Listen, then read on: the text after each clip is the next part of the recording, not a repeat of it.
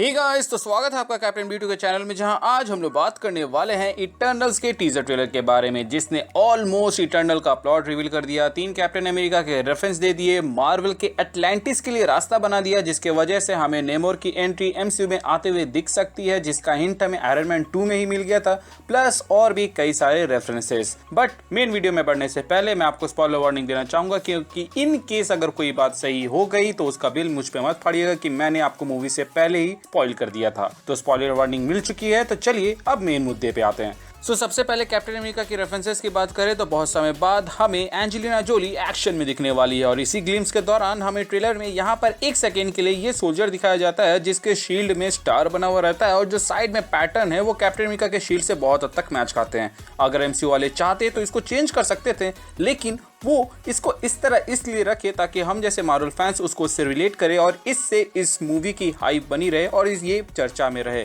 Plus Sprite को आप यहाँ पर एक प्लेन के अंदर देख सकते हैं जहाँ पे हर जगह के लिखा हुआ है, जो कि हो सकता है किंगो को डिनोट कर रहा हो, और ये प्लेन किंगो का प्राइवेट जेट हो, एज वो बॉलीवुड में एक बहुत ही बड़ा स्टार है। प्लस ट्रेलर के अंदर भी हमें उसका एक परफॉर्मेंस देखने को मिला जिसके अंदर वो इंडियन वेशभूषा में किसी गाने के ऊपर या किसी सीन के ऊपर परफॉर्म कर रहा होता है। बट इन सब के वजह से आप यहाँ पे कैप्टन अमेरिका की जो शील्ड थी उसको मिस न कर दे, जो कि उन्होंने स्टेज परफॉर्मेंस के दौरान यूज किया था और अपने पहले मिशन में यूज किया था, जहां पे रेड स्कल यहाँ पे पंच मारता है और एक डेंट आ जाता है। वैसे falcon in the winter soldier के अंदर जब हमें यहाँ पे वो शील्ड दिखाया गया था तो उसमें डेंट नहीं था, तो हो सकता है कि वो जो ओरिजिनल वाला शील्ड था वो यहाँ पर हो और जो वहां पर था वो एक रिप्लेसमेंट हो, जो कि अब मैंने आपको उस वक्त भी बोला था कि ये एक रिप्लेसमेंट है क्योंकि ओरिजिनल वाले में डेंट था। अब बात करें तीसरे रेफरेंस की, तो वो उन लोगों ने लास्ट में दिया था जहां पर उसने कैप्टन रॉजर कहा था। ऐसा इसलिए कहा क्योंकि अब तक 3 लोगों ने कैप्टन अमेरिका का मैंटल ले लिया है, तो टू बी स्पेसिफिक कि वो किस कैप्टन अमेरिका के बारे में कह रहा है, उसने कैप्टन रॉजर्स कहा था,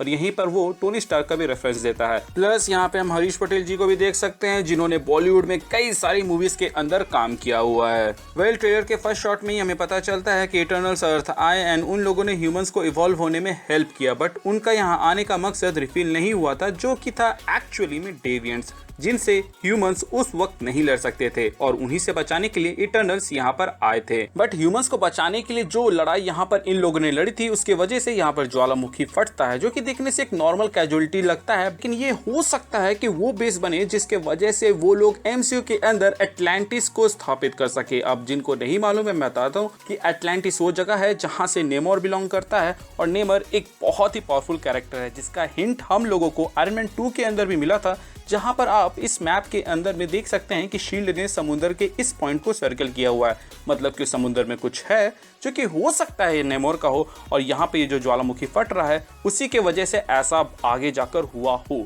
अब पॉसिबिलिटी तो बहुत सारी है, अब देखना यह है कि वो इसे यूज करते हैं या नहीं। वैसे मैं इसे थोड़ा ओवर स्ट्रेच कर रहा हूँ, लेकिन नेमोर 1939 में आया था और उसे बाद में म्यूटेंट कहा गया था, तो देखा जाए तो सबसे पहला म्यूटेंट जो कि मार्वल कॉमिक्स ने इंट्रोड्यूस किया था वो नेमर था। तो हो सकता है कि जितने भी म्यूटेंट्स अर्थ में मौजूद हो वो एटलांटिस में मौजूद हो, इसीलिए वो अर्थ के किसी भी दूसरे इवेंट में हिस्सा नहीं लेते हैं क्योंकि वो लोग वहीं पे रहते हैं, जो कि सॉर्ट ऑफ एक अच्छा ही रीजन है कि क्यों अभी तक हमें MCU के अंदर म्यूटेंट्स नहीं दिखे थे। लेकिन अगर उन्हें बाद में अचानक से दिखा दिया जाता है तो उनकी जो ओरिजिन होगी प्लस इन ह्यूमंस की जो ओरिजिन होगी वो मोर और लेस सेम हो जाएगी कि उनके जीन्स इतने समय से डोरमेंट थे लेकिन किसी कारण की वजह से वो एक्टिवेट हो गए। वेल, इस पर हम लोग बाद में अच्छे से चर्चा करेंगे, बट ये वोल्केनो फटने वाले सीन के आजू बाजू में आप स्प्राइट को देख सकते हैं जो कि कॉमिक्स में इन्वॉल्व रहता है इटर्नल्स के मेमोरी को मिटाने में एंड वापस लाने के लिए। बट मूवी में ऐसा नहीं होने वाला है क्योंकि एजैक ने ये क्लियरली कह दिया है कि हम लोगों ने थ्रू आउट द हिस्ट्री लोगों को ग्रो होते हुए देखा है, उनको गाइड किया है, प्लस उनके सिविलाइजेशन को इवॉल्व होने में मदद की है, प्लस वंडर्स क्रिएट करते हुए देखा हुआ है अनटिल नाउ। अब अगर आप शब्दों एंड सीन को रिलेट करें तो यहाँ पे आप देख सकते हैं कि जब वो लोग ये कहते हैं कि हम लोगों ने ह्यूमंस की मदद की, तब आप वहाँ पे देखते हैं कि सरसी यहाँ पे मैनिफेस्ट कर रही होती है। उसी तरह आगे लाइंस भी कंटिन्यू होते हैं, लेकिन जो आखिरी वाला लाइन रहता है जहाँ पर वो कहती है कि अल्टिन नाउ, तब हमें ड्रिग दिखाया जाता है, जो कि ये हिंट करता है कि ड्रिग ही वो कारण है जिसके वजह से इटर्नल्स फिर से यूनाइट हो रहे हैं। ऐसा इसलिए क्योंकि ड्रिग भी इटर्नल है एंड पास्ट के बैटल में वो उनके साथ लड़ा था, प्लस वो उन लोगों के साथ मिलकर यूनिमाइंड भी बनाता है, जो कि आप इस सीन में देख ही सकते हैं। इसके अलावा इस शॉट में आप देख ही सकते हैं जहाँ पे सबको एक लाइन से खड़े हैं फोटो खिंचवाने के लिए, वो पास्ट का सीन है। बट ये शॉट जहाँ पे ड्रूइग के सामने सब कोई आ रहे हैं, ये प्रेजेंट टाइम में टेक प्लेस कर रहा है, जहाँ अब इन लोगों के विचार मैच नहीं खाते हैं,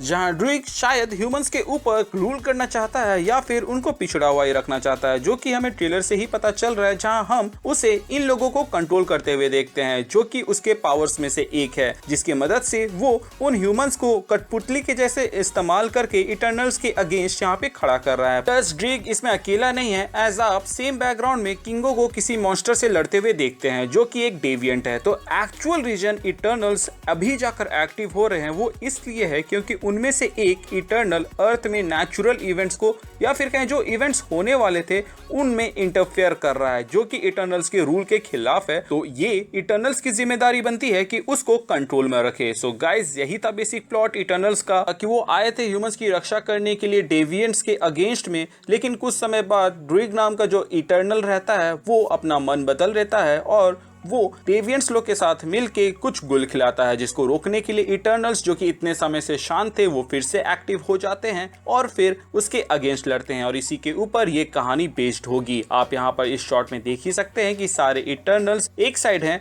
वहीं ड्रूइग अकेला खड़ा है। यहाँ पर आप कुछ इटर्नल्स को मिसिंग देख सकते हैं, जो कि इसलिए हो सकता है कि वो ड्रूइग के साथ हो या फिर ऐसा भी हो सकता है कि वो अपने शिप में मौजूद हो, एज उनकी प्रेजेंस शायद ह्यूमन के इवोल्यूशन में उतनी ज्यादा मैटर नहीं करती हो। मक्कारी जो कि एक स्पीडस्टर है, वो एक बुक पढ़ते हुए हमें यहाँ पे दिखाई जाती है और मेरे ख्याल से ये ओकेशनली बाहर आती जाती रहती है, क्योंकि यहाँ पर पास्ट से लेकर मॉडर्न जमाने की चीजें सब दिखाई जाती है, जिसको गिनते चले तो यहाँ पे 1-2 मिनट और ऐड हो जाएगा, जिसको मैं स्किप कर रहा हूँ। लेकिन यहाँ पर देवी बास्ट टाइप की मूर्ति हमें दिखाई जाती है, जो कि हो सकता है कि पहला ब्लैक पैंथर को हार्ट शेप तक पहुंचाने में शायद तक इटर्नल्स का ही हाथ हो, एज उन लोगों ने ऐसा कहा कि वो किसी भी कोर्स ऑफ इवेंट को रोकते नहीं है, बस गाइड करते। तो हो सकता है कि वहां पर उन लोगों ने गाइड किया हो, या फिर ऐसा भी हो सकता है कि ये इजिप्ट में पाए जाने वाले किसी गॉड की कोई मूर्ति वगैरह हो। प्लस यहाँ आप एक डीएनए टाइप कुछ देखते हैं, जो कि सिमिलर चीज आप नवंबर के ओ के बीच में भी देखते हैं, जो कि शायद इशारा हो कि जिन ह्यूमंस के अंदर जेनेटिक चेंज आया है या फिर आने वाले हैं, उनके जिम्मेदार इटर्नल्स हैं, जिसके वजह से एमसीयू के अंदर म्यूटेंट्स या फिर इन ह्यूमंस आए, या फिर ये सिर्फ एक डिजाइन था। इस सीन में हम फैटोस को कुछ डिजाइन करते हुए देखते हैं, क्योंकि वो इटर्नल्स का टोनी स्टार्क है। इसके अलावा पीछे में आप एक लैंटर्न टाइप चीज देख सकते हैं, जो कि शायद तक एक बुरा जोक था, लेकिन पिछले जो क्लिप निकली थी इटर्नल से रिलेटेड, उसके कुछ सेकंड में हमें ये देखने को मिला था कि थीना और गिलगामेश एक दूसरे से लड़ रहे होते हैं, जो कि हो सकता है इसलिए क्योंकि वो लोग ट्रेनिंग कर रहे हो, या फिर यहाँ पर जो गिलगामेश है वो एक पावरफुल सेफ शिफ्टर डेविएंट है जिसका नाम क्रो है, जो गिलगामेश का रूप लेकर थीना के साथ चक्कर खिलाता है। एज ट्रेलर पे इस सीन में आप देख सकते हैं कि दोनों के हाथ का मिलन हो रहा है, जो कि फ्रेंडशिप से ज्यादा की ओर इशारा कर रहा है। बट फिर जब सच्चाई पता चल जाती है, उसके बाद से थीना इसके अगेंस्ट हो जाती है, क्योंकि वो इटर्नल्स है और डेविएंट्स के साथ उसकी जोड़ी अच्छी नहीं बनने वाली। अब जोड़ी की बात करें तो हमें ट्रेलर में ही लव ट्रायंगल दिखने को मिल गया, जहाँ पे इकारिस और सर्सी की जोड़ी जो कि बरसों से दिखाई जाती है, जिसमें से तो एक सीन के अंदर वो इंडियन वेशभूषा में एक दूसरे को अपनाते हुए दिखाए जाते हैं, जिससे मुझे ऐसा लगता है कि शायद ओया का आइडिया इन लोगों ने ही पिच किया हो प्राइवेसी के लिए। बट मॉडर्न टाइम का लड़का भी हाथ आजमाता है, जिसके बाद से आई गेस वो कामयाब भी हो जाता है, एज उसको कुछ सीन्स में बहुत ही क्लोज दिखाया जाता है सर्सी के साथ। वेल, इसके वजह से दूरियां तो आई, क्योंकि आगे के एक सीन में हम देखते हैं कि इकारिस और सर्सी दोनों इस टेबल के आजू बाजू नहीं बल्कि ऑपोजिट साइड में बैठे हुए हैं, जो कि जोड़ियों में कॉमन नहीं होता है। एनीवे, कल का ये जो लौंडा है ये इकारिस जैसा इटर्नल तो नहीं है, लेकिन वो आगे जाकर ब्लैक नाइट बनेगा, जिसके बाद शायद उसे थोड़ी इज्जत मिले in front of half god Eternals. वैसे आपको याद दिला दूं कि ब्लैक नाइट का रेफरेंस हमें डॉक्टर स्ट्रेंज की मूवी में एक सीन में देखने को मिला था, जहां पर आप यहां पे उसके हेलमेट को देख सकते हैं, जो कि ब्लैक नाइट से बिलोंग करता है। प्लस डॉक्टर स्ट्रेंज के जो सेट विजिट वाले इंटरव्यूअर थे, उन्होंने पॉइंट आउट किया था कि वहां पे एक स्वॉर्ड था जो कि मूवी तक नहीं आ पाया था, जिसके बारे में वहीं पे बातचीत में पता चला था कि ये असल में ब्लैक नाइट का स्वॉर्ड होने वाला था, जिसको मूवी के अंदर दिखाया जाने वाला था, लेकिन फिर बाद में इसको हटा दिया गया। ये पिलर जो यहाँ पे गिरते हुए दिखाया जाता है, उसके डिजाइन जैक कर्बी के बनाए गए डिजाइन से काफी हद तक मैच खाता है, जो कि मुझे लगता है इसलिए है क्योंकि ये जगह बहुत ही ज्यादा मैटर करेगा एमसीयू के अंदर, क्योंकि हो सकता है कि फ्यूचर में ये रिवील हो कि यहीं पर एक डेड सेलेस्टियल को गाड़ा गया है या फिर एक सेलेस्टियल की बॉडी यहाँ पर है कॉमिक्स के जैसे, और आगे जाकर वहीं पे एवेंजर्स का हेडक्वार्टर बने जब इटर्नल्स जैसे कैरेक्टर भी एक साथ एवेंजर्स के साथ